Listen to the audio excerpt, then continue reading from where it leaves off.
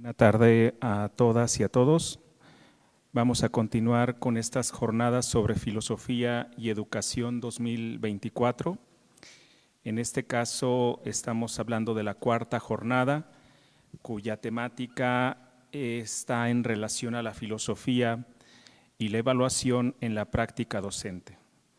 Estamos en la mesa 3 y vamos a comenzar dando la palabra, o más bien reconociendo la palabra. Eso de dar no se me da.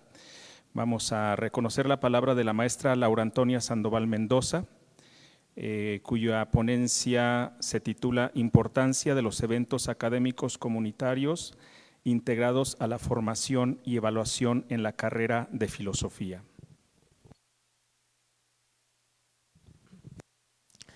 Muchas gracias. Bien, buenas tardes a todos, a todas. Pues vamos a continuar con estas interesantes pláticas, diálogos, ¿no? Que pues ya tienen varios días y que pues se agradece muchísimo a quienes están coordinando y pues llevando a cabo toda esta participación y que en verdad comentábamos hace un momento con Gloria, con Laura, que pues ha habido bastante participación tanto de estudiantes, egresados, profesores, profesoras, y que pues es algo pues muy bonito, ¿no? Y muy enriquecedor. Entonces, bueno, ahora va mi turno y pues quise participar con este tema acerca de los eventos académicos comunitarios. ¿A qué me refiero con esto? ¿No? Justamente es parte de actividades que pudieran ir desde algo que se da en clase, ¿no? Si estamos hablando que es algo académico, pero que no es de una manera solipsista, no es algo que alguien hace nada más desde su escritorio, ¿no? De una manera aislada, sino que es en comunidad, ¿no? En generando precisamente también o haciendo esta comunidad y hacer academia en la comunidad, desde la comunidad, dentro de la comunidad. Y pues aquí va desde la misma clase, ¿no? Que estamos en grupo, ¿no? Con los demás compañeros, compañeras, hasta algunos eventos como coloquios, que pudieran ser coloquios internos, ¿no? Aquí mismo en la facultad, algunos otros coloquios ya a nivel estatal, nacional, o inclusive, y yéndonos hasta allá lo máximo, pues una actividad académica pues de índole internacional, ¿no? Entonces, bueno, pues vamos a empezar incluso desde el mismo concepto de lo que significa o lo que implica la importancia de lo que es la evaluación. Esto de pronto es un tema algo complejo, algo complicado, y complejo en el sentido de que pueden intervenir muchísimos factores, muchísimos elementos para llevar a cabo lo que es una evaluación. De pronto, y he escuchado estudiantes aquí en filosofía que dicen, pues es que quién sabe cómo nos evalúan, ¿no? Pues quién sabe, una vez me dijeron, tienes un 8, y quién sabe por qué. O, ay, ese profe pone puros 10, ¿no? Y ay, perdón, estoy ventaneando, ¿no? Pero, o decir, pues me reprobó, pero no sé ni por qué, ¿no? Pero hay quienes sí, hay de todos, hay quienes sí dicen, bueno, aquí no entregaste esto, te faltaron algunas actividades, entregas, en fin, de tal modo que sí puede haber esta retroalimentación con respecto a pues una evaluación y por tanto una respectiva calificación. Y aquí entonces es algo también que es necesario y que es algo relevante que demos esa claridad, que desde un inicio que nosotros entreguemos un programa a los estudiantes, digamos cómo van a ser evaluados, qué elementos se van a tomar en cuenta para ser evaluados. Pero entramos aquí justamente de pronto en diferentes maneras de evaluar. Aquí hay esta libre cátedra, digamos para bien, para mal, ¿no? En fin, pero afortunadamente esta libertad de cátedra en donde inclusive, bueno, sí llega a ser evaluado y aprobado ante un consejo técnico, ¿no? Uno presenta los programas y ahí dice las formas de evaluación, la metodología, los elementos que van a ser evaluados. Ahí puede decir tarea, participación en clase, entrega de resúmenes, de lecturas, un ensayo final, en fin, ¿no? Entonces, bueno, tenemos así que podemos hablar de dos tipos de evaluaciones, una que pudiera ser una evaluación sumativa y una evaluación formativa. La sumativa de pronto va más en un sentido cuantitativo, ¿no? Y la otra pudiera ir más en un sentido cualitativo, ¿no? Esta evaluación formativa. Y que justamente es algo de lo que habla actualmente la NEM, ¿no? La nueva Escuela Mexicana, que bueno, pues nos guste o no, haya críticas a favor, en contra, en fin, es algo que yo he visto algunos elementos que sí son muy valiosos y que podríamos considerar, podríamos tomar en cuenta para una evaluación, ¿no? Y sobre todo porque llega a ser un contraste con la antigua escuela, ¿no? Con lo que se le llaman enfoques anteriores o quizás con una educación de pronto muy tradicionalista, ¿no? En donde justamente llega a ser de pronto como algo muy oscuro, algo numérico, algo pues sí, poco flexible, en fin. Y teniendo esta educación más actual, de pronto escuchamos, hay tantos y tantos modelos de educación y de evaluación, ¿no? Y de factores que son importantes y que son tomados en cuenta en la evaluación. Y hablamos que sí de un constructivismo, ¿no? Ya de algo más reciente, que sí de un aprendizaje significativo, en fin, ¿no? Entonces, bueno, yo quise rescatar algunos elementos que habla la evaluación formativa en la NEM y justamente nos dice que el nuevo rol del estudiante tendría que ser una voluntad de aprender, ¿no? Esto lo hemos estado platicando, de hecho lo hablamos en la mesa anterior, a las 12 que hubo el día de hoy, y tiene que ver justamente, que también es otro elemento que menciona aquí, que es que el estudiante sea responsable de su aprendizaje, ¿no? Hablaban también de esta autodidáctica, ¿no? Que no todo lo tiene que dar el profesor, impartir el profesor y que sea el único responsable de la enseñanza-aprendizaje del estudiante, sino que también haya esta responsabilidad de su propio aprendizaje del estudiante. Autorreflexión y correflexión, ¿no? Es algo que señala aquí la NEM. Y dentro del aprendizaje señala que es importante la interacción social. Creo que es algo que hay algunas ciencias o algunas carreras, algunas licenciaturas o áreas del conocimiento que llegan a ser como más, esto que decía, ¿no? Más solipsistas, más cada quien desde su propio trabajo, su propia reflexión y a lo mejor pues ya entrega y si bien le va, alguien lo lee, ¿no? Entonces, creo que es algo que llega a ser muy, muy beneficioso el hecho de que exista una mayor interacción entre pues los mismos estudiantes, entre profesores y estudiantes y en este caso pues entre todo lo que es la comunidad académica o inclusive institucionalmente hablando también, ¿no? Entonces, bueno, a ver, sí, voy bien de tiempo.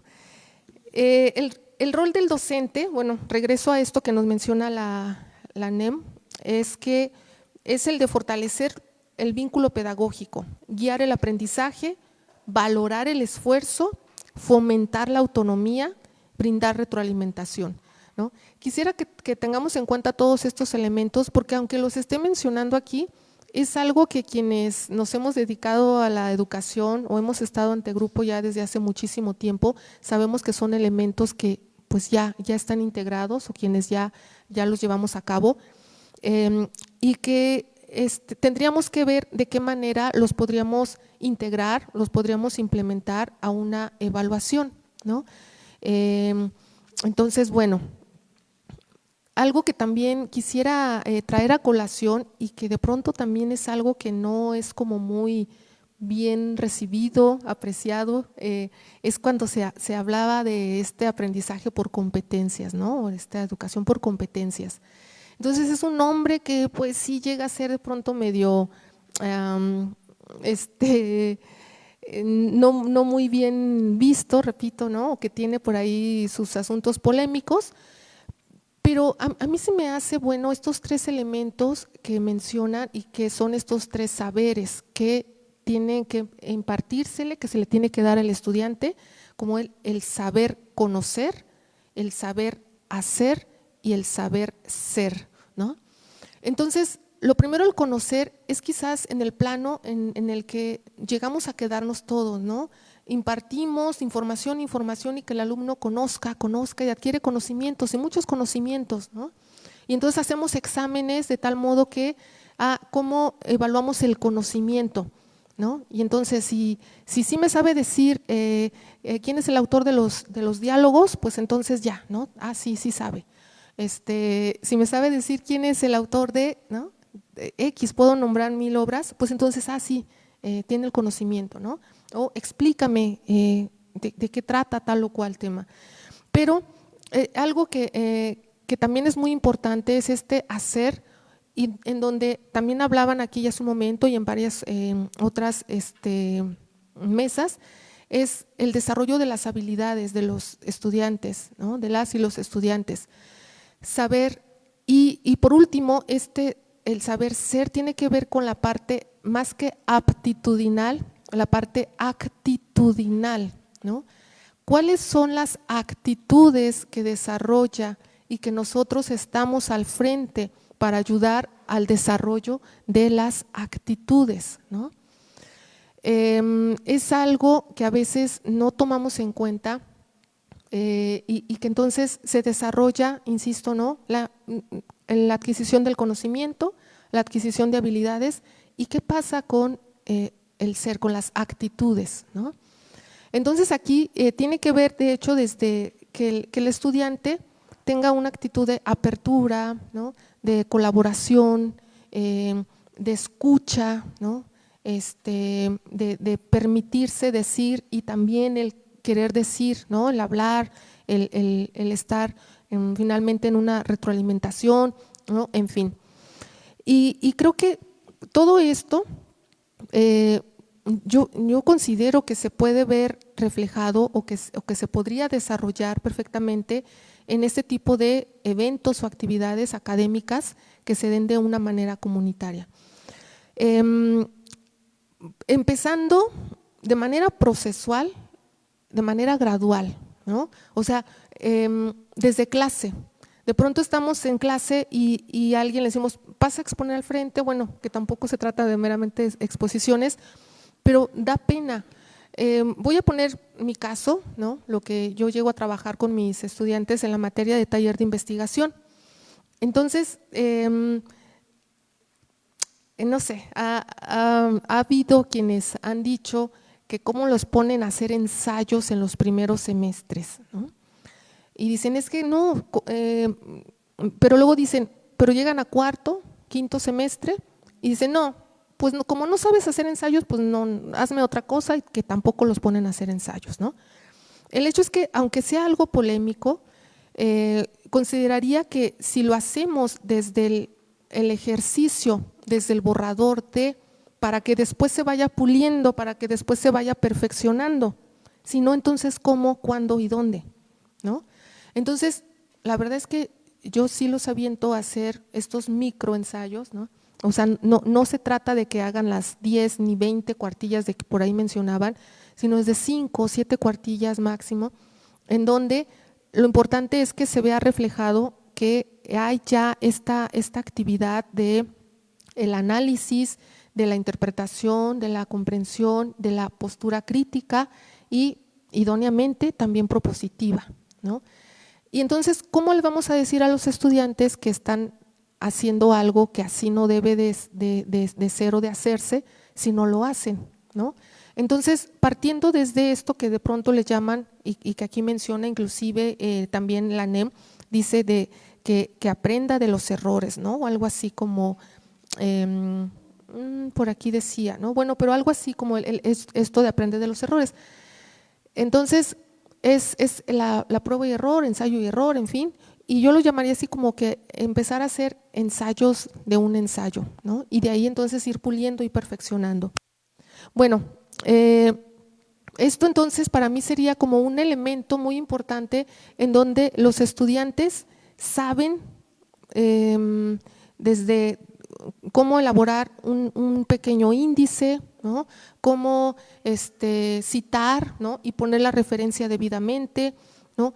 Pero también cómo hacer escuchar también su propia voz, ¿no? Que no sea nada más el estar citando y lo que dijo alguien más y estar resumiendo y estar haciendo una síntesis de lo que alguien más dijo, ¿no? Sino que también es importante que aquí ellos vayan expresando sus ideas, sus puntos de vista, pero de manera fundamentada. Es decir, no se trataría de irse a un lado o a otro, ¿no? A un extremo o a otro, de solamente estar diciendo lo que alguien más ya dijo y remitirme a citar y citar, pero no solamente estar diciendo lo que yo creo, lo que yo considero, sino precisamente tener este fundamento y demás y tratar de ver como esta mediación, ¿no? Bueno, el hecho es que quisiera tomar esto como ejemplo, digamos un breve ensayo, que esto nos podría lanzar, nos podría llevar a este tipo de actividades, un evento académico como un coloquio, ¿no?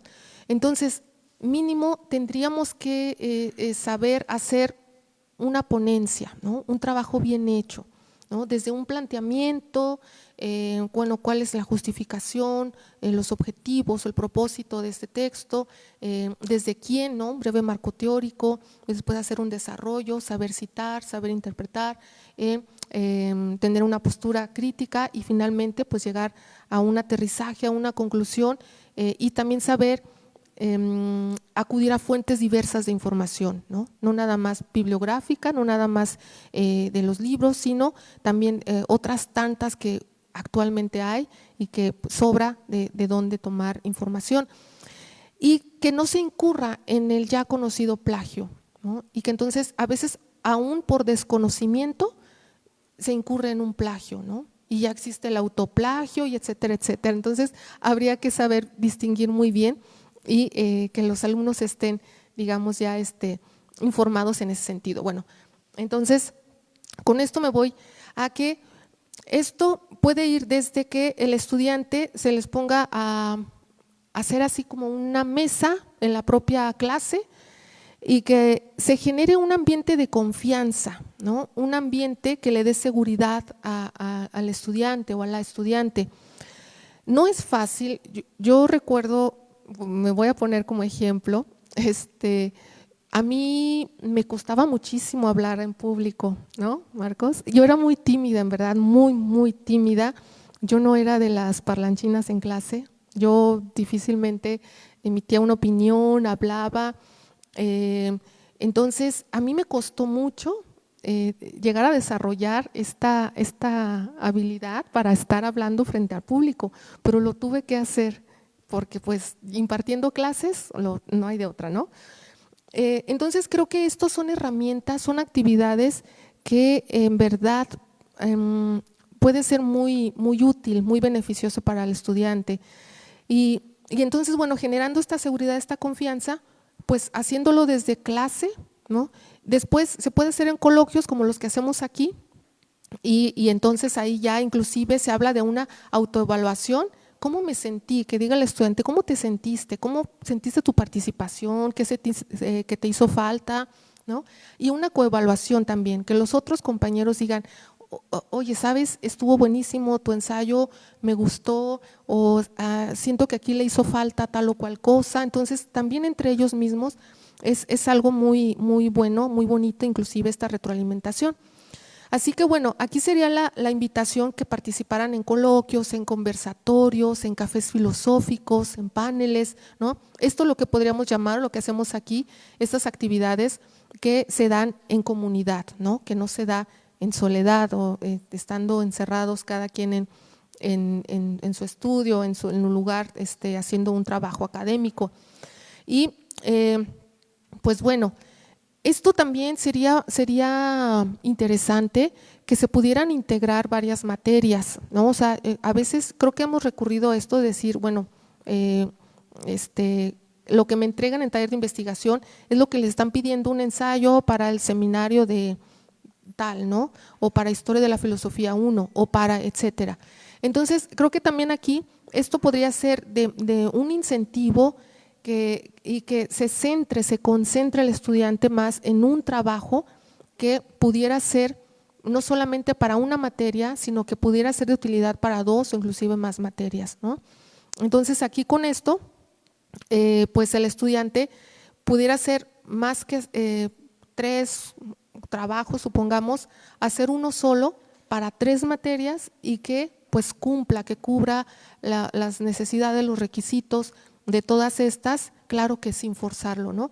Y que además, insisto, esto sea, y ahora sí aterrizo con esto y llego como algo que sea parte, que esté integrada a la formación y la evaluación de la carrera en filosofía, que sea algo que se les pueda tomar en cuenta para su propia evaluación, ¿no?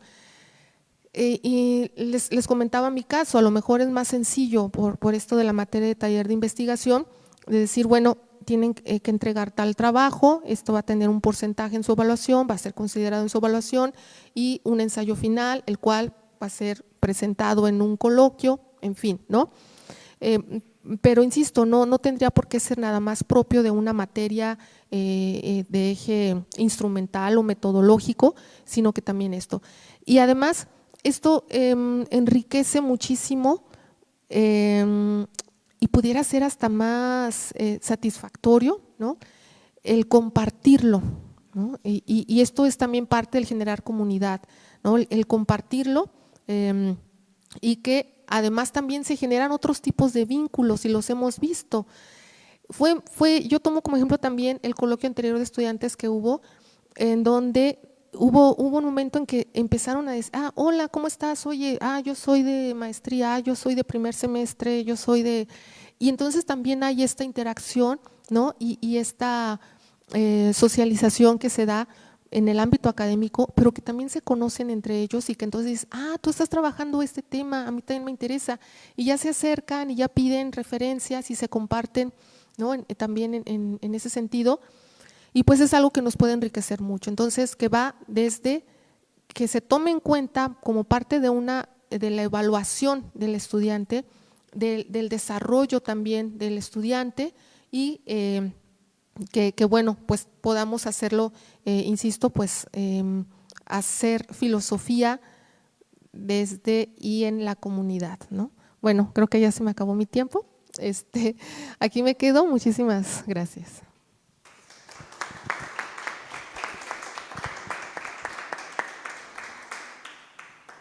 Muchas gracias, maestra Laura Antonia Sandoval Mendoza. Bueno, vamos a continuar con el maestro Alberto García Salgado, quien también nos va a hablar sobre la filosofía, bueno, más bien nos va a hablar sobre la filosofía frente a sí misma y frente a los peligros del presente. Escuchemos con atención. Gracias, maestro.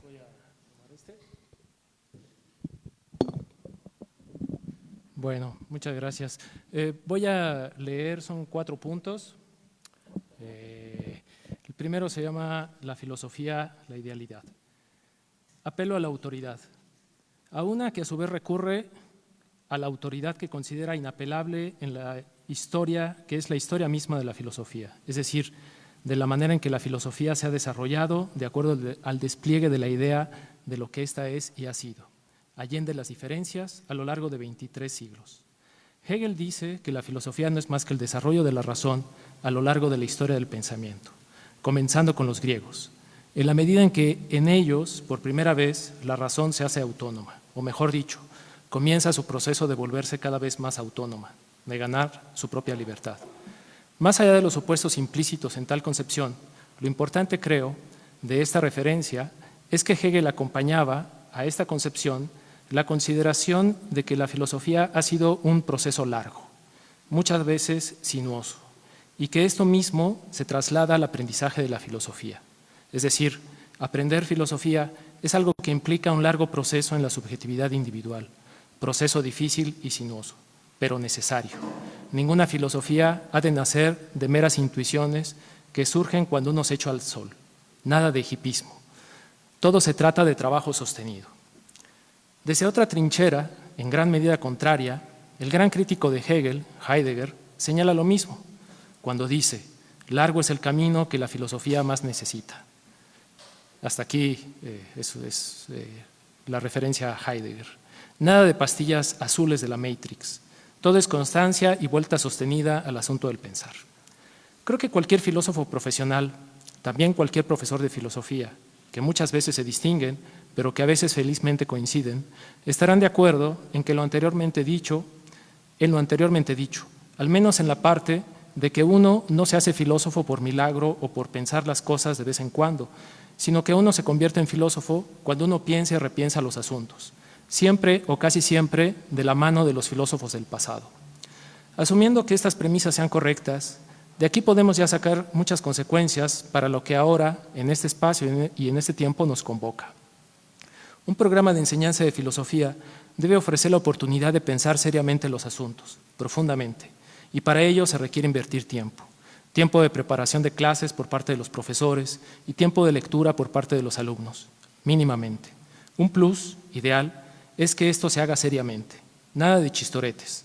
Los grandes procesos de la filosofía, los grandes próceres de la filosofía, esos que exponemos y discutimos, fueron casi en su mayoría señores adultos que se tomaban muy en serio su actividad, incluso, a veces, a guisa de su propia vida, exponiéndose a la muerte.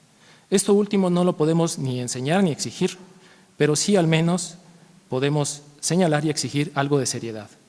Eso sería la idealidad, que todo concepto bien logrado exige. La filosofía tiene su idealidad en relación a sí misma, a sus cultivadores y a sus aprendices. Pregunto reflexivamente y dejo esta pregunta al aire, con la ilusión de que cada quien la responda, profesores y alumnos, y que pueda responderse también en cuanto a nuestra institución. ¿Cómo estamos en relación al ideal? Paso al segundo punto, el presente. La filosofía siempre ha estado expuesta a los devenires del tiempo. De alguna manera, no solo ha reaccionado a ellos, sino que hasta ha surgido de ellos. Pero mientras que la filosofía antigua era un poco más autónoma respecto de los asuntos de la urgencia pública de su actualidad, por el simple hecho de que la filosofía se ejercía entonces más a título personal o en academias que se mantenían más o menos al margen de todo lo social, la filosofía moderna, a partir de la institucionalización del conocimiento, no ha podido realizarse más que dentro de las instituciones educativas, las cuales han respondido siempre a exigencias sociales, culturales y hasta políticas. Solo así la filosofía se ha tenido que justificar en tanto que ciencia. También en nuestros días, las exigencias hacia la filosofía corren paralelas a la actualidad y sus modos. La filosofía ha de dar resultados, eso es como el espíritu de la época, ha de responder a las innovaciones del presente, no quedarse atrás, correr al parejo de este tiempo acelerado y en gran sentido irracional. No importa si para ello la filosofía ha de modificar su propia esencia y los requerimientos que son propios a su peculiar aprendizaje, a su cultivo y desarrollo. No hacerlo implicaría que la filosofía se quede atrás como algo no solo arcano, sino arcaico, sin otro lugar en el tiempo más que el pasado. Y sin embargo, en las publicaciones académicas se sigue conservando la imagen de la filosofía de siempre, pues el filósofo ha de manejar, conocer y citar una gran cantidad de textos que implican la inversión de un tiempo considerable de estudio. Pero hay que ser más eficientes, apelo nuevamente al espíritu de la época, hacer las cosas más rápido, publicar más, pertenecer a más comisiones académicas, titular a más estudiantes, en fin, dar más resultados. Es seguro que los grandes filósofos del pasado dedicaban casi todo su tiempo al estudio y nada más, salvo cuando a algunos, y ciertamente contados, les tocaba atender asuntos administrativos, y solo durante ciertos periodos. Las cuentas fáciles nos dicen que el filósofo actual es también administrativo, tal vez a pesar suyo. Se ha establecido pues una lucha y tensión entre el ideal y la realidad. Parece que la realidad, al menos en cuanto al tiempo que es necesario ocupar para que se asiente la comprensión de los temas y fluyan las ideas propias, tiende a romper el ideal, y me pregunto si también a la filosofía misma. He de suponer que esta imagen de la filosofía y este panorama espantan a cualquier estudiante. Su presente, el de su actualidad como joven y como sujeto en formación filosófica, es completamente diferente al de la idea y el ideal de la filosofía. Ha de superar las condiciones de su presente con mucho esfuerzo y también con mucha voluntad. En nuestros tiempos prevalece lo inmediato, lo sintetizado, lo superficial, lo que requiere inversión de gran tiempo y, para decirlo de una vez por todas, de toda la vida, y que no ofrece resultados explícitos y ni siquiera a mediano plazo, como es la filosofía. ¿Cuándo es cuando comenzamos a comprender realmente el mundo en términos filosóficos? ¿Cuándo es cuando nos podemos llamar verdaderamente filósofos? Repito, lo que requiere dedicación y no garantiza resultados resulta no solo tedioso en nuestros días, sino hasta aburrido e incluso inútil. No hay gozo en esto, al menos no como el que estamos cada vez más acostumbrados, el inmediato. Parece ser que estudiar filosofía requiere ahora superar los condicionamientos propios de la época, de una época marcada por la fascinación por la pereza que ofrece la técnica. 3. El peligro, los peligros. La disparidad entre lo que la filosofía requiere y lo que los tiempos exigen podría resultar en que cedamos ante los tiempos y a fin de no perder alumnos y no aburrir a los que se quedan, que no busquemos más profundización alguna, que naveguemos solamente en aguas someras y que nos dirijamos solamente hacia el feliz puerto de la banalización de la filosofía. La disputa también puede radicalizarse y estirar más la idea tradicional de la filosofía, hasta que se rompa, defendiendo como si fuera un bastión la necesidad de rigurosidad, seriedad, firmeza y revisión constante, a riesgo de selección cuasi natural de aquellos que puedan cumplir con los requisitos que la abstracción seria requiere. Pues a final de cuentas, la filosofía no es para todos. ¿Por qué no podría ser solo para unos cuantos? Entre dirigirse a la banalización y defender heroicamente el fuerte, parece ser que no hay solución. Y finalmente, 4, algunas propuestas. No creo que todos debamos ir al mismo lado.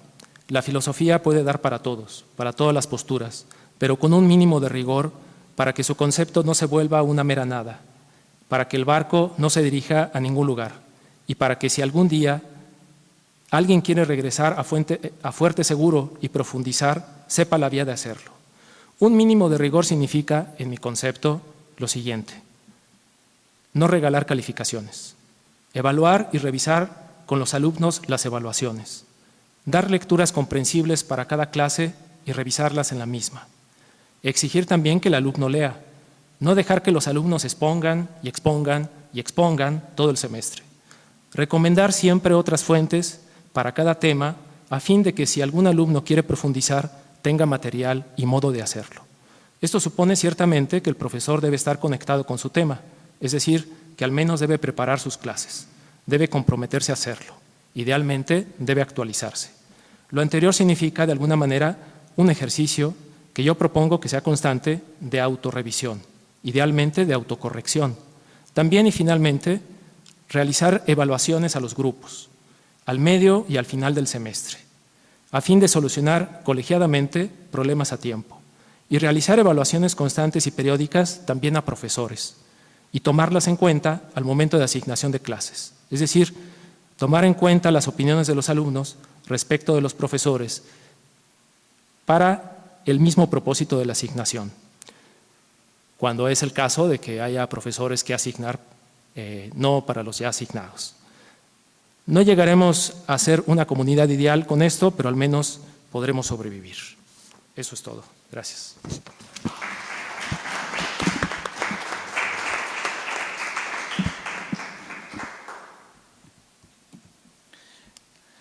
Gracias. Mejor, ¿no? Porque si no, pues… Bueno, disculpen.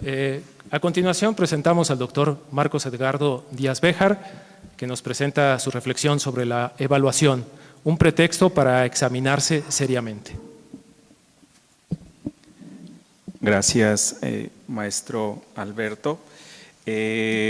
Bueno, no sé, tengo mis reservas de cómo comenzar porque la idea era revisar en principio la parte 8 del plan de estudios donde viene precisamente la evaluación y que se divide en 3 apartados. No sé si esto lo abordaron ya de manera explícita en algún momento para brincármelo, ¿no? Ok, bueno, voy a hacer una descripción muy sumaria y después trataré de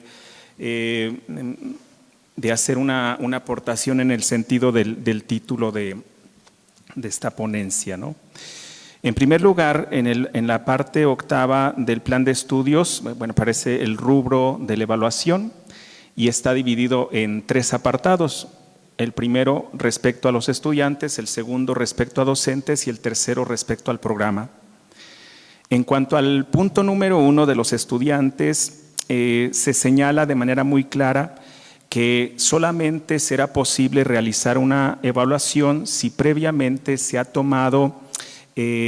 hecho una elección de un determinado proyecto, un determinado camino, en conjunto o con la asesoría del tutor o la tutora. Es decir, que un estudiante desde el principio de algún modo se va a proyectar a sí mismo en una línea determinada de investigación filosófica con la compañía de un tutor o una tutora. Así que en ese sentido no se evaluará al estudiante, sino en base a lo que él mismo decidió abordar desde el principio. Hay 8 criterios que plantea el plan de estudios, 8 criterios para realizar esta evaluación.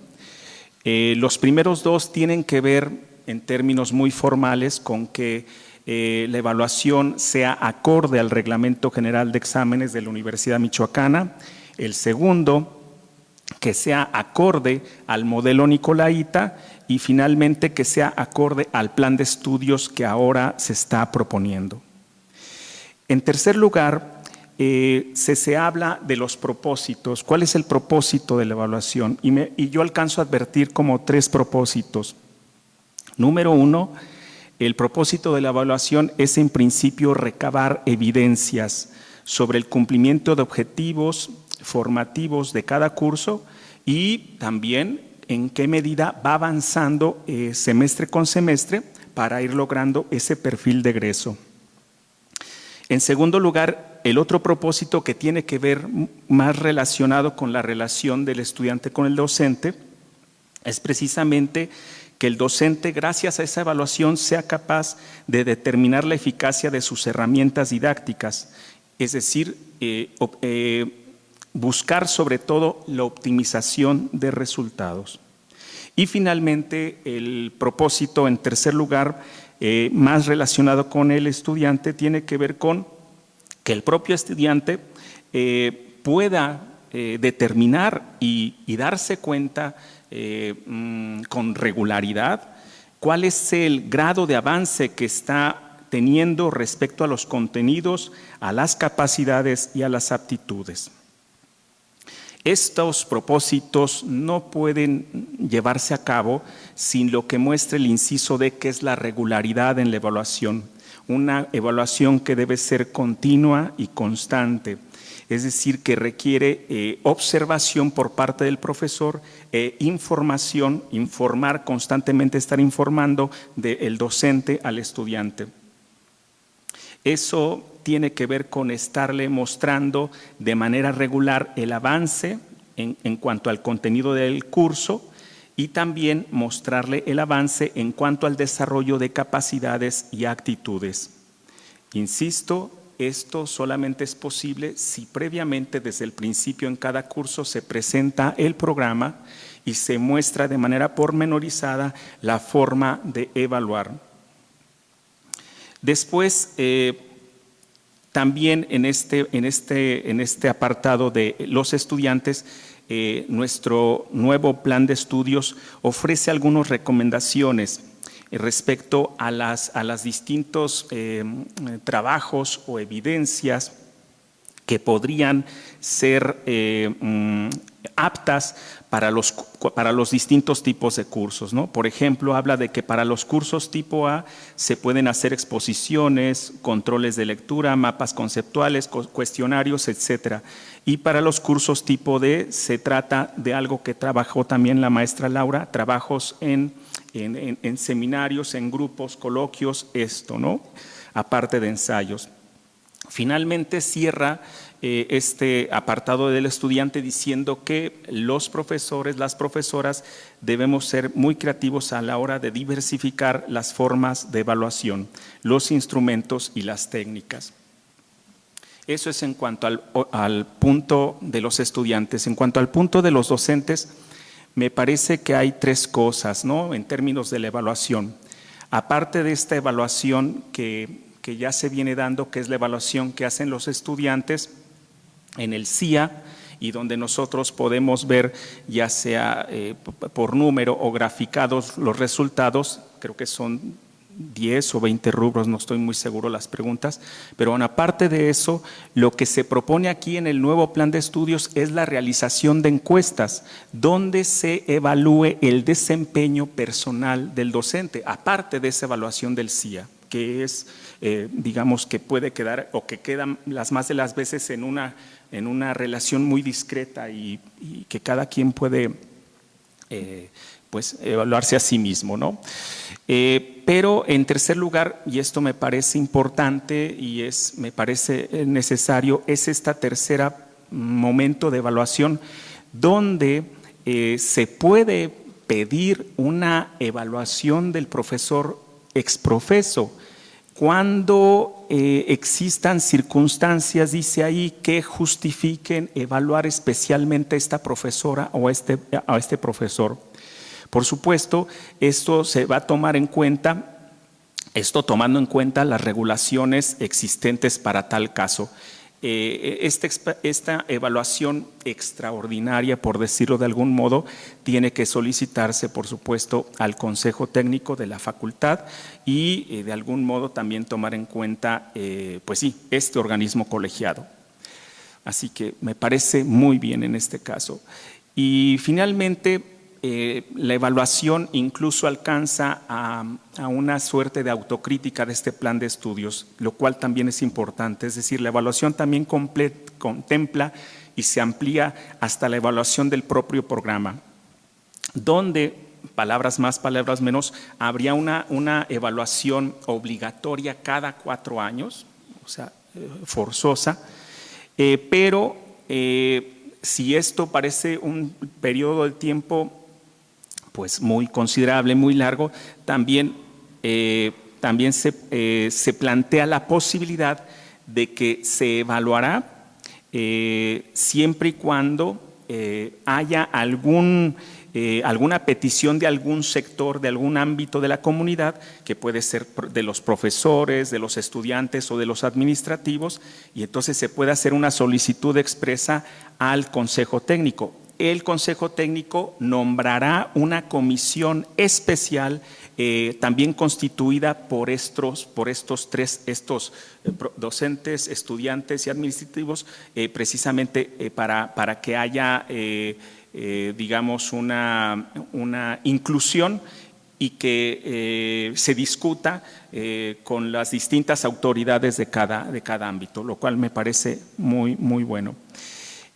Una vez que se haga esto, si se requiere antes de los 4 años, puede haber como 2 modalidades que yo alcanzo a advertir como una suerte de actualización, que puede ser una actualización parcial en algún punto del plan de estudios, pero también se puede plantear la reforma, que sería ya más bien en sentido estructural o de contenidos básicos del programa.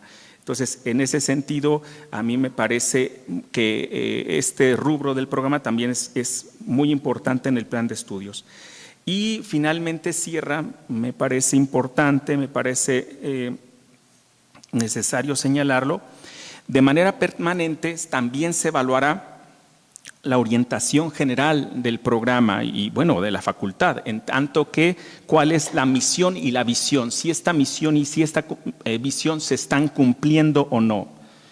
Número 2, si efectivamente se está cumpliendo con ese perfil de egreso que se estipula en este plan. En tercer lugar, si la flexibilidad que presenta este nuevo plan de estudios tiene efectivamente el efecto que nosotros esperábamos o no lo tiene. Si las formas de titulación, de la misma manera, son formas que benefician o no a lo que se busca. Si las tutorías también son operativas, son eficientes o no lo son. Y finalmente, si el eje formativo, lo cual es muy importante, del perfil del egresado, tiene una suerte de profesionalización que le permite al egresado una inserción en el ámbito laboral, que esto es también muy importante. ¿En qué medida estamos de algún modo formando de manera colectiva y colegiada estudiantes que el día de mañana puedan insertarse en el ámbito laboral? Creo que esto es de manera muy sucinta de lo que habla el punto 8 del ámbito de la evaluación. Y yo ya no me conté el tiempo. Llevabas la mitad. 10, ok, vale, gracias. Bueno, ahora lo más complicado es esto. Bueno, lo complicado en realidad es lo que hacen las y los estudiantes, las y los profesoras cotidianamente, o hacemos, ¿no? Pero represéntense ustedes que yo dije, bueno, hay un texto que me gustaría pensar, revisar en relación al asunto de la evaluación. Y hay un libro pequeñito que es de Søren Kierkegaard, que se titula Para un examen de sí mismo recomendado este tiempo, publicado en 1851, y tiene como objeto una epístola de Santiago.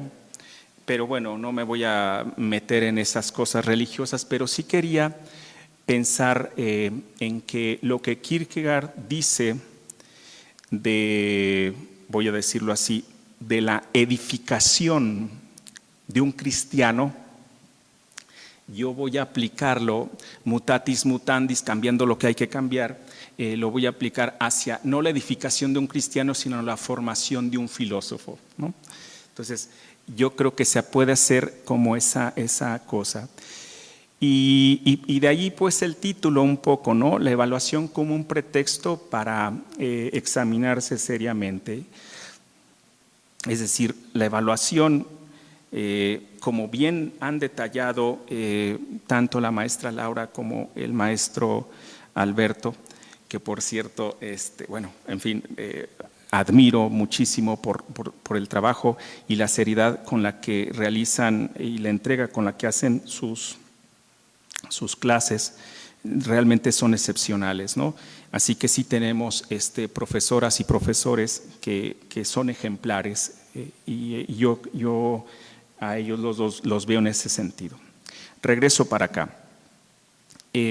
Kierkegaard parece poner la vara muy alta a la hora de ser cristiano, y acá sería a la hora de ser filósofa, ser filósofo. Es decir, para nosotros, y ya voy a hablar no de cristianos, sino de filósofas o de filósofos, implicaría, según este cambio, esta aplicación de lo que dice Kierkegaard al ámbito de la filosofía, se trataría para el filósofo, para la filósofa, vivir en los pensamientos y representaciones filosóficas. Es decir, ¿quién es una filósofa? ¿Quién es un filósofo auténtico, auténtica? Es aquella que vive en los pensamientos y representaciones filosóficas y que lo hace de manera cotidiana. Es decir, es alguien que desde esta perspectiva actúa de acuerdo con lo que enseña, y esto va particularmente para las profesoras y profesores. Tan difícil actuar en relación a lo que decimos en el aula. En ese sentido, digamos que la formación del filósofo es una formación de sí mismo. Es una formación de sí mismo que va a tomar en cuenta la palabra filosófica. Una palabra filosófica que, insisto, desde esta perspectiva, debe ser un dispositivo de conversión en que la vida filosófica se manifieste en obras filosóficas. Así como para el cristiano la fe es lo inquietante, para el filósofo, para la filósofa, lo inquietante, es decir, aquello por lo que se pregunta, eso es lo inquietante para el filósofo, para la filósofa, o debería serlo, aquello por lo que se pregunta. Y el objeto de aquello por lo que se pregunta debería ser para el filósofo, para la filósofa, lo inquietante. Aquello que, cito a Kierkegaard, aquello de lo que es prisionero, y eso aquello de lo que es prisionero, para él le resulta maravilloso, admirable, asombroso. Pero yo creo que todas y todos nos hemos maravillado, nos hemos asombrado, nos hemos admirado de algo, pero las más de las veces, y aquí viene Kierkegaard, hay dos caminos una vez que uno se maravilla, una vez que uno se inquieta, que hay dos posibilidades, o uno evade la inquietud o uno la asume. Entonces, o lo uno o lo otro. Kierkegaard habla del no llamado y del llamado. Gracias. Podríamos hablar del llamado a la filosofía y del no llamado a la filosofía. El no llamado, esto es una cosa que hasta esta lectura entendí en Kierkegaard. El no llamado a la filosofía es aquel que ante el horror de lo inquietante, ante el horror que le llevaría precisamente a asumir la vida de tal modo que se transforme en obra, el no llamado ante ese horror se angustia y retrocede. El llamado a la filosofía, en cambio, es aquel que sí, también se horroriza y se da la vuelta, pero al darse la vuelta ve un espanto mayor que el que tiene enfrente. Y entonces el llamado a la filosofía sigue adelante, se arroja del salto. El filósofo, entonces, la filósofa, es aquel que actúa para despertar la inquietud en otros, para despertar la inquietud en otras. Despertar la inquietud con vistas a la interiorización, es decir, con vistas a mí qué me dice la filosofía, a mí qué me dice la palabra filosófica. Maestro severo es aquel que es una autoridad para nosotros, es aquel que incluso se atreve a poner al discípulo, al estudiante, al otro, ante la disyuntiva de que se evada o que se asuma. Pero en el caso de Kierkegaard, y yo creo que en el caso de muchas y muchos de nosotros, que quizá no hemos tenido todavía la resolución de arrojarnos a la vida filosófica y no a la simulación profesional, el pensador o el profesor, en el cual por supuesto yo estaría en esa categoría, sería aquel que señala como una posibilidad el compararse, el comparecer con la comunidad de esos solitarios y solitarias, aquí, con lo comunitario, esta comunidad de solitarios que son las y los filósofos, ¿no? Repito esta idea, yo creo que estamos en un nivel muy básico en la medida en que somos aquellos que señalamos solo como posibilidad el que los estudiantes, por un momento, sí, hagan el ejercicio de compararse con las grandes filósofas y los grandes filósofos. Y que claro, cuando uno es joven lo hace, ¿no? Pero con el tiempo uno termina por abandonarse a sí mismo, dejando de compararse con ellos y simulando, en fin, muchas cosas. Es decir, uno se convierte en un profesor de filosofía astuto, en un impostor, ¿no? Un impostor que le va bien, por supuesto, ¿no? En cambio, existe otra posibilidad, que es la honestidad de la autenticidad. Para lograr esta autenticidad de la de la honestidad, es preciso mirarse a sí mismo en el espejo de la palabra filosófica. No mirar el espejo, mirarse en el espejo de la palabra filosófica, porque a veces parece ser que la mayoría de los que nos hacemos llamar profesores de filosofía, cuando vemos el espejo, vemos el marco, vemos las manchitas y terminamos por no vernos a nosotros mismos en el espejo. Entonces, de lo que se trata es de mirarse a sí mismo en el espejo. Por supuesto, hay muchos espejos hoy en día mucho más intimidantes. El espejo de la moda. Cuando voy a Liverpool, lo cuento con frecuencia, Liverpool es parte de mi vida, Sears me entiende, ¿no? En fin, ahí está ese espejo, ¿no? Y me veo muy feo, y, en fin. Otro espejo es la palabra de la tradición filosófica, de la tradición autocrítica.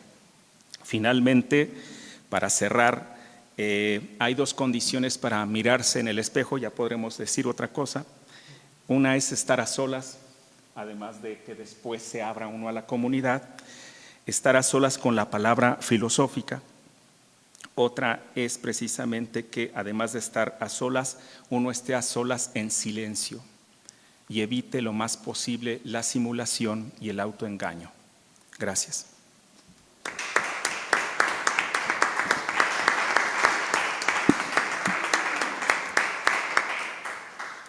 Bueno, gracias. Pues creo que es el momento de escucharnos todas y todos, y agradeceríamos pues que haya preguntas, comentarios. No sé también, doctor Víctor, si alguien por ahí nos hace el favor, usted por favor de decirnos si hay alguna inquietud, alguna pregunta o comentario. Pero comenzamos con las y los presentes, Isabel y Vania. Ay, pues yo lo paso, mejor tú. Gloria.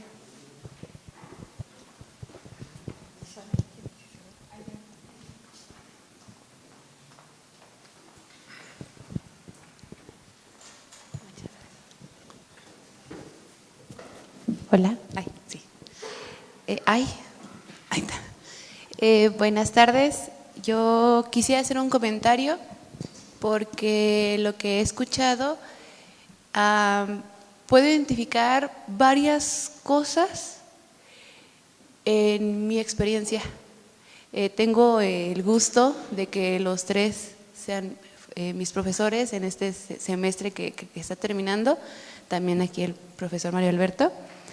Y yo nací en el 96, quiere decir que primaria y secundaria fue totalmente en el modelo anterior, donde todo era el examen, y fui una estudiante excelente. Era de 10, estuve en la escolta, participé en todo lo que se podía participar y concursé en todo lo que se podía concursar.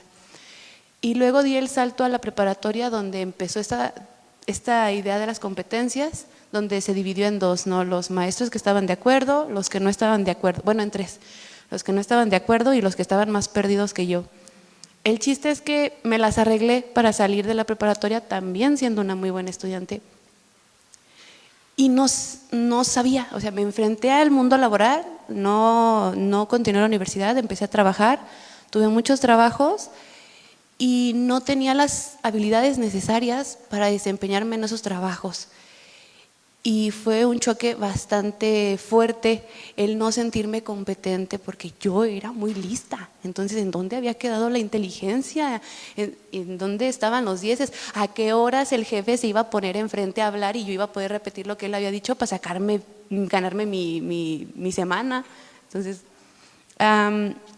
creo que estoy aprendiendo muchas cosas en este primer semestre que tuve, porque sin necesidad de que hubiera habido el sentirme forzada o que hubiesen tenido una actitud como de quererme obligar, ¿no?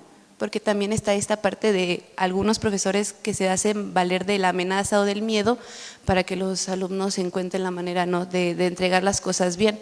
No ha sido así, más bien ha sido inspiración el querer cumplir con lo que se necesita, y por primera vez en mi vida he sentido la necesidad de tener un tiempo para estudiar, para que si no estoy entendiendo o creo que no he encontrado el hilo, buscar otras formas por mi cuenta, buscar otros materiales, buscar videos, preguntarle a alguien o verlo con alguien más, y lo estoy teniendo apenas ahora.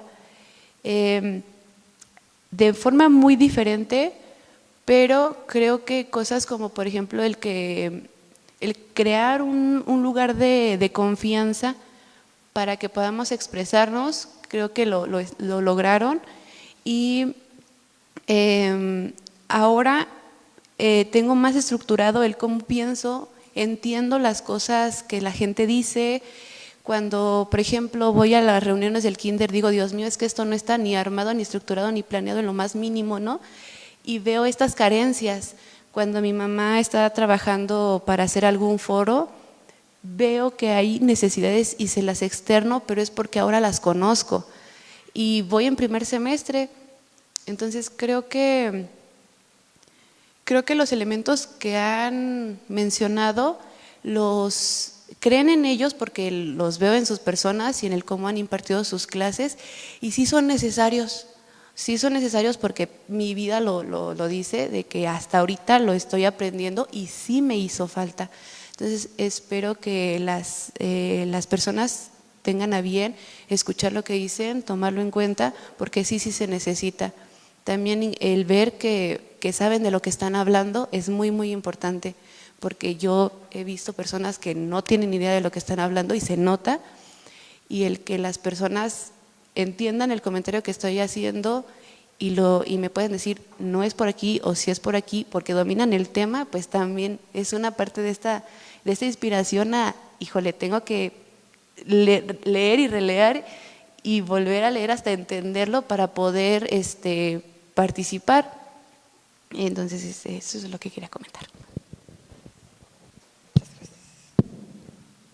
Gracias, Isabel. No sé si, no sé, maestra. Podemos juntar dos. Ok. Perdón. Dos, Entonces, intervenciones y luego pasamos a la mesa o tres. Buenas tardes, gracias. Para Laura, mencionaba sobre la ANEM.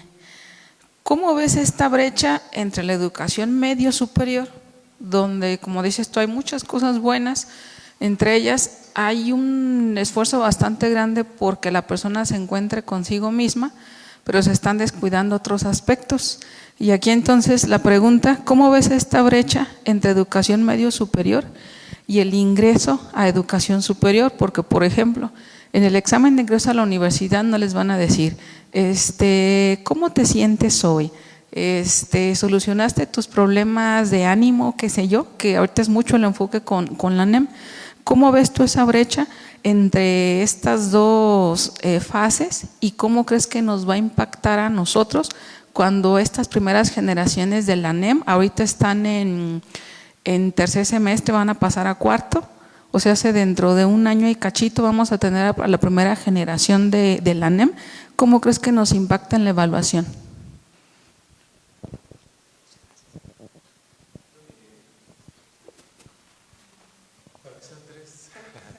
Sí, gracias. Pues sí, varias cosas que quiero señalar, pero me limito a estas dos. Una de ellas, en filosofía es mucho de andar hablando de la ética de ciertas cosas, ¿no? Por ejemplo, de la ética de la ciencia, ¿no? De la ética, ¿no? que puede aparecer en el ámbito de la política misma, qué sé yo, pero a veces hablamos de la propia ética de la filosofía, ¿no? Que tiene que ver sobre todo en el ámbito educativo, de qué compromisos tiene el profesor o profesora de filosofía cuando trata de justamente formar estudiantes en este ámbito. Y lo digo por lo que tú comentabas, Marcos Edgardo, ¿no? Una frase que subrayé de lo que tú decías, es cuando expresaste que se espera que una persona actúe de acuerdo a lo que se enseña, ¿no? O sea, que sea congruente con lo que se está haciendo, enseñando, con lo que uno mismo actúa. Claro que hay tipos de saberes con los cuales no tiene mucho sentido solicitarlo, ¿no? Edgar Morán distingue entre dos tipos de saberes. Uno que le llama saberes para conocer, para hacernos conocer, ¿no? Que tiene que ver con los saberes científicos en general, saberes tecnológicos, pero hay también un saber que dice él que son los saberes que nos hacen ser, que tiene que ver con la autoconciencia, con el autoconocimiento, con el elemento ético, de empatía, de convivencia con las demás personas.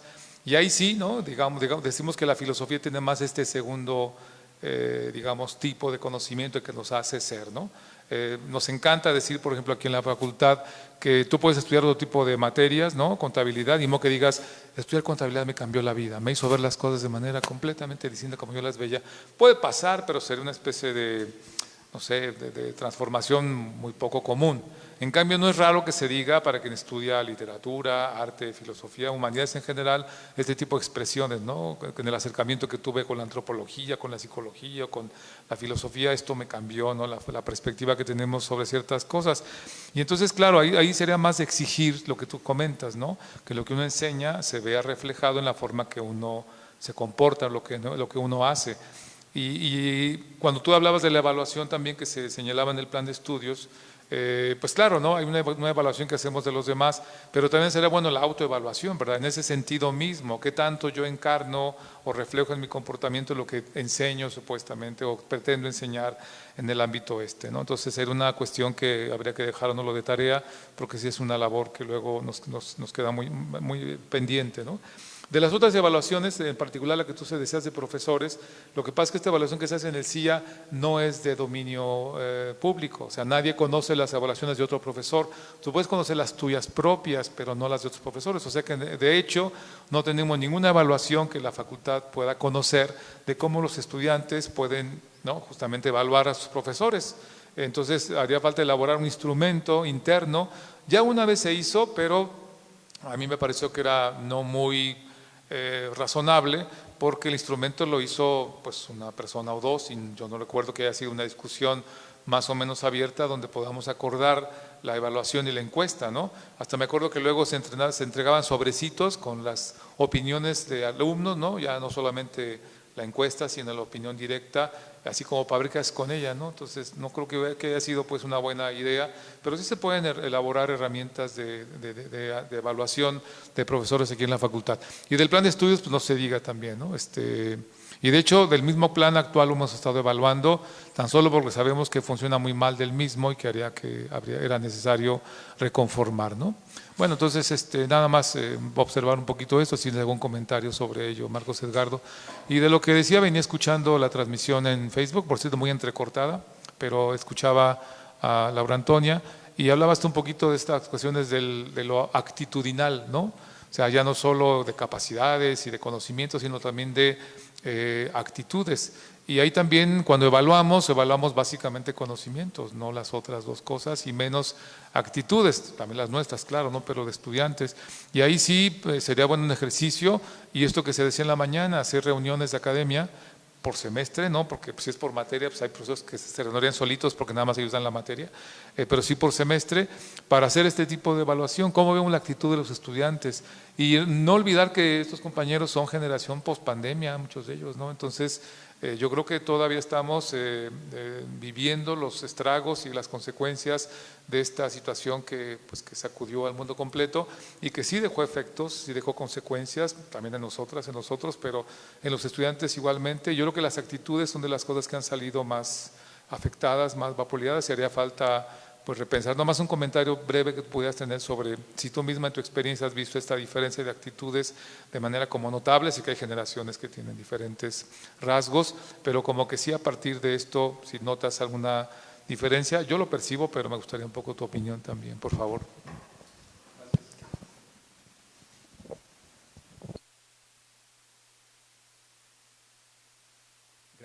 Gracias a todas y a todos. Y no sé si maestra quieres comenzar.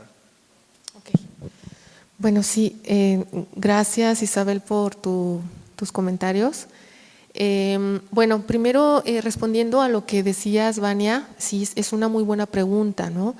O sea, el que yo haya traído a colación esta parte de la NEM, de la Nueva Escuela Mexicana, no es porque lo ponga como ideal y que esté completamente de acuerdo en cómo se está estructurando ahora esto, ¿no? Quería rescatar algunos elementos que sí considero valiosos y que justamente tiene que ver con esta parte formativa que que tiene muy en cuenta lo actitudinal, ¿no? Ahorita retomando lo que decía el profesor Mario Alberto, pero preguntabas cómo podría impactar, ¿no?, a las nuevas generaciones en la educación, los que están ahorita en la educación media superior, cuando ya ingresen a la educación superior. Es una muy buena pregunta que tendríamos que tomar en cuenta. Y bueno, me voy a aventurar a responder un tanto. Consideraría que aquí sí tendríamos que intervenir un poquito de alguna manera dentro de nuestras posibilidades, ¿no?, la medida de lo posible, los profesores, profesoras, en cómo no irnos a ese extremo que se está yendo ahorita, esto de la NEM, de tomar en cuenta las emociones de los estudiantes y que cómo te sientes y que etcétera, y que está trabajando mucho más en este aspecto, pero se está descuidando mucho, ¿no?, la parte de los conocimientos. Por eso yo también hacía énfasis en estos 3 elementos. Creo que anteriormente, o sea, nos estamos yendo al otro polo, ¿no?, cuando era nada más la adquisición de conocimientos, ¿no? ¿Cómo se aplican y cómo te sirven y para qué te sirven? No importa, tú dime cuánto es 4×4, ¿no? Y tú dime de qué consiste, ¿no?, y tal cosa. Y ahora nos estamos yendo a este otro extremo. Entonces creo que allí sería como parte de nuestra labor, a lo mejor un poquito por debajo ahí de la mesa, pero no cumplir cabalmente o estar haciendo un completo caso, por decirlo así, a como lo está planteando y como se está configurando ahora esto de la NEM, porque sí es muy diferente, ¿no? Pero obviamente que pues está siendo evaluado, supervisado las preparatorias o el nivel medio superior, y allí sí es un tanto difícil cómo hacer este ajuste, ¿no? Ahorita estamos precisamente en esa transición, ¿no? Son las últimas generaciones del antiguo modelo y ahorita están en esa nueva transición, en este nuevo modelo, y entonces yo consideraría eso, ¿no?, que apelando a esta posibilidad que tenemos de estar frente a grupo, no irnos al otro extremo, ¿no? Ay, ahora cómo te sientes y ahora las emociones, y si no lo quieres hacer no lo hagas, y si no importa, porque ya traemos un poquito como esto, ¿no?, de las nuevas generaciones. Entonces creo que es una problemática que se nos viene y que sí tendríamos que estarlo pensando. Entonces no tengo así totalmente una respuesta, pero creo que sí tendríamos que intervenir de alguna manera, ¿no?, ahí. Y justo esto que decías, Mario Alberto, de las actitudes, yo he visto a los estudiantes que sí, no sé, hay quienes tienen una actitud como muy abierta de sí, de escucha, ¿no? Bueno, lo veo, por ejemplo, ahorita que hay aquí presentes algunos de los estudiantes de primer semestre, pero o sea, lo veo como muy dividido, ¿no? Como estos quienes de plano están en la apatía, ¿no?, en el desgane, en una actitud en la que no se quieren esforzar, hay esta falta de voluntad, ¿no? Y los otros, o sea, veo repito, como que están divididos en estas otras. Entonces habría que ver cómo jalarlos a quienes están como en esta actitud más apática, desinteresada y ¿no?, cómo hacer que muestren y que tengan de manera auténtica, ¿no?, este interés y este gusto por. Entonces sí, es algo complejo, es algo complicado también. Pero sí, veo ambas posturas, ambas actitudes. Gracias, maestra Laura. Maestro Alberto, por favor, si tiene algo. Bueno, no estoy, bueno, no sé, en términos generales, un par de cosas. Ahorita estaba pensando con esto que estaba diciendo Laura Antonia, que creo que es cada vez más común esta actitud o esta disparidad entre los estudiantes. Y yo me acuerdo hace muchos años que los que ingresaban tenían más bien una actitud de mucha confrontación, de mucho diálogo, mucha discusión, querían más y más lecturas, y etcétera. A veces era problemático trabajar así también, ¿no? Porque te confrontaba contigo mismo y, en fin. Y ahora cada vez más hay una actitud de mucha receptividad de los estudiantes, en un sentido negativo de solo sentarse, lo digo con todo respeto, en verdad, solo sentarse y ver qué dice el profesor, ¿no? Y estar ahí nada más, como pastando y ya. Y es muy difícil hacerlos leer.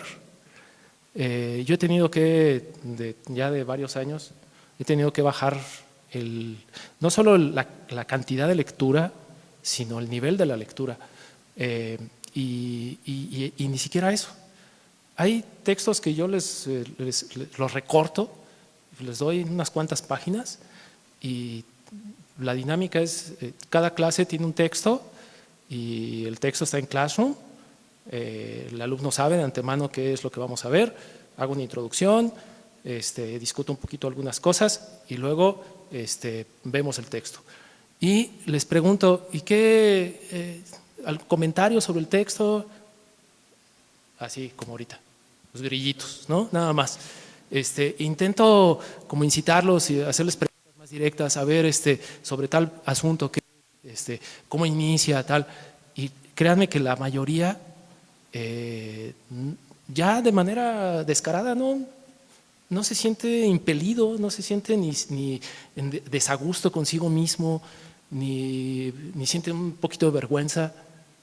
Y yo me he confrontado mucho con eso y también veo pues que así vienen un poco, ¿no? Esa es una actitud que vienen arrastrando de su educación previa, pero que por desgracia, perdón que lo diga, no corregimos aquí, porque recuerdo la semana pasada hacían en una mesa de alumnos, hacían referencia a algo que tú comentaste al principio, estos vicios que luego existen, ¿no? Alumnos que pasan toda la carrera con profesores que no evalúan o que saben que tienen la calificación regalada. También tenemos que hablar de esto porque pues, los chicos lo están diciendo, lo señalaste al principio, hay quienes no saben cómo los evalúan, sino ya aparece la calificación y muy bien, o sea, ya ni cómo reclamar, ni nada, ya ahí está. Los trabajos que entregaron, pues, quién sabe, ¿no? Entonces, se van acostumbrando, van buscando este tipo de soluciones fáciles y hay compañeros que llegan a séptimo semestre ya pensando en el último suspiro, diciendo pues ya regáleme la calificación así ya casi descaradamente, ¿no? Ya me falta ya, pues no me haga sufrir, por favor. Y esto es muy difícil, por eso yo apelaba al principio, bueno, al final más bien de mi participación, exigir un poquito, subir el nivel, a lo mejor no excesivamente porque estamos en condiciones distintas, ofrecer opciones, pero sí no quedarnos atrás con eso, no dejar de verlo. Y bueno, concuerdo con varias cosas que se dijeron aquí también, el maestro Marcos Edgardo, que apelaba también a la cuestión de la vocación, que creo que es algo que debemos siempre mantener como una línea rectora dentro de nuestro plan de estudios, recordar constantemente esta cuestión de la vocación, que en términos gramaticales pues es el sentirse vocado. ¿A qué te sientes vocado? No a salir solamente y tener pues ahí ya sobrevivir. Hay algo más esencial que todo mundo sintió, todo mundo sentimos en algún momento, aunque fuera por breves momentos, aunque luego se nos olvida porque nos metemos en otras cosas, ¿no? Dinámicas de sobrevivencia y lo que sea, pero que en nuestros tiempos sombríos de repente volvemos a sentir y decimos, pero es que esto tiene algo de sentido. Y eso yo convoco pues nuevamente a que lo recordemos constantemente. Y bueno, ya, alguna otra cosa más adelante tal vez. Perdón por extenderme. Gracias, maestro Alberto. Bueno, primero, en relación a lo que se dijo aquí, es muy difícil el estudio de la filosofía, estudiar filosofía precisamente, bueno, quizás siempre ha sido difícil, pero me refiero a que estas dos características o estas dos cosas que decía, ¿no? Y con lo que dijo la maestra Laura, 3, ¿no? Que son precisamente como la filosofía, que también lo comenta el maestro Alberto, la filosofía sí reclama la soledad, ¿no? Es decir, estar solo y enfrentarte directamente al texto. Ahora ya no se enfrentan al texto, se enfrentan a un youtuber, ¿no? Es decir, estamos en la época de las reacciones, estamos en la época de las interpretaciones, de la interpretación, de la interpretación, de la interpretación, y no vas a la fuente. Entonces, y resulta que ahora también existe una maravillosa inteligencia artificial que te hace los trabajos. Es decir, hay un montón de obstáculos para ocuparse directamente y enfrentarse directamente a la filosofía, y la mayoría no lo hacemos porque tenemos precisamente todos esos maravillosos, todas esas cosas que se intercalan entre el espejo de la palabra filosófica y nosotros. Pero además de eso quería señalar que este nuevo plan de estudios, que se está revisando, no se hizo por generación espontánea. Quería señalar que hay muchas personas que han colaborado precisamente de manera colegiada. Nosotras y nosotros mismos fuimos convocados en más de una ocasión a hacerlo, pero sí hay nombres aquí que quería decirle, pero ahora ya está el doctor Alfonso, no sé si pudiera citar algunos nombres y agradecerlo, también el maestro Mario Alberto. Pues simplemente decir que esto no surgió de la nada, hay muchas personas que están detrás de este gran esfuerzo. Y en cuanto a lo que decía Isabel, creo que es mejor que lo lea rápido. Es maravilloso este texto, hay varias fantasías o hay varios ejemplos que pone aquí Kierkegaard para precisamente esto, para cómo se puede uno evaluar mirándose en el espejo de la palabra filosófica. Y dice así: imagínate a un niño, lo que se llama un discípulo aplicado y capaz. Cuando el maestro les asigna una lección para el día siguiente, dice: vamos a ver si la sabéis bien para mañana. Dejen cambiarme de lentes. Este es para verlos y este es para verte mejor texto. Okay. Bueno, repito, imagínate a un niño, lo que se llama un discípulo aplicado y capaz, cuando el maestro les asigna la lección para el día siguiente. Dice: vamos a ver si la sabéis bien para mañana. A nuestro aplicado discípulo esto le produce una profunda impresión. Vuelve del colegio a casa y enseguida se entrega al trabajo. Pero él no ha escuchado con precisión hasta dónde tiene que estudiar. ¿Qué hace? La exhortación del maestro le ha causado tal impresión que estudia el doble de lo que en realidad debía. ¿Crees tú que el maestro lo tendrá en menos por haber estudiado muy bien una lección el doble de extensa? Imagina, por otro lado, a otro discípulo. Él también había escuchado la exhortación del maestro y tampoco entendió con precisión hasta dónde tenía que estudiar. Cuando llegó a casa dijo: primero debo averiguar cuánto tenemos que estudiar. Entonces fue a la casa de uno de sus compañeros, después a la de otro, que tampoco estaba en casa, pero se puso a hablar con el hermano mayor del compañero y finalmente volvió a casa y el tiempo había pasado y no alcanzó a estudiar nada. Bueno, creo que estamos en el tiempo de los obstáculos, insisto.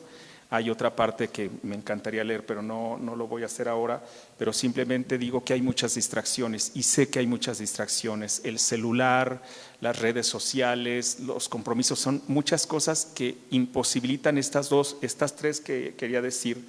Estar a solas con un texto es prácticamente imposible. Es prácticamente imposible hoy en día el silencio. Y en tercer lugar, una vez que se enfrenta uno al texto filosófico en soledad y en silencio, las condiciones para hablar abiertamente de las cosas están muy cooptadas. Yo recuerdo un texto de Jacques Derrida, Universidad sin condición, y precisamente las mesas donde podemos discutir las cosas están muy condicionadas, de tal modo que la crítica es prácticamente imposible sin que no haya una amenaza de por medio.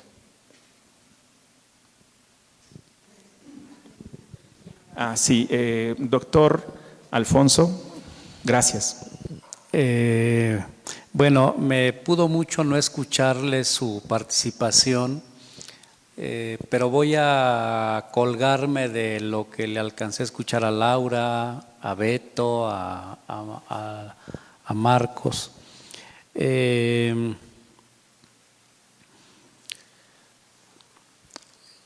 Digamos, nunca, perdónenla, es por economía las expresiones, nunca ni los profesores ni los estudiantes hemos tenido las condiciones ideales para hacer filosofía. Son las que son.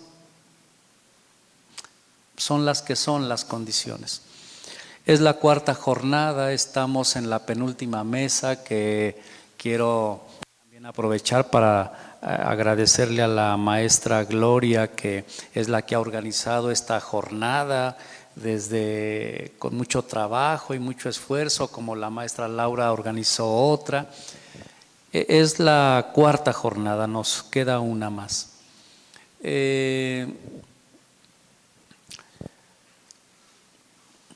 Un poco mi conclusión de estas 4 jornadas que van hasta ahorita es no nos vayamos a distraer. La Facultad de Filosofía tiene que aclararse el día de hoy, como es posible el día de hoy, como debe ser el día de hoy, su vocación de cultivar y de enseñar filosofía. No nos vayamos a distraer, o sea, no nos vayan a ganar los cantos de las sirenas. Ni tenemos que ser y hacer como han hecho siempre los jóvenes, porque a ver, perdónenle, ustedes también pasaron por la juventud y sus maestros se quejaron de ustedes.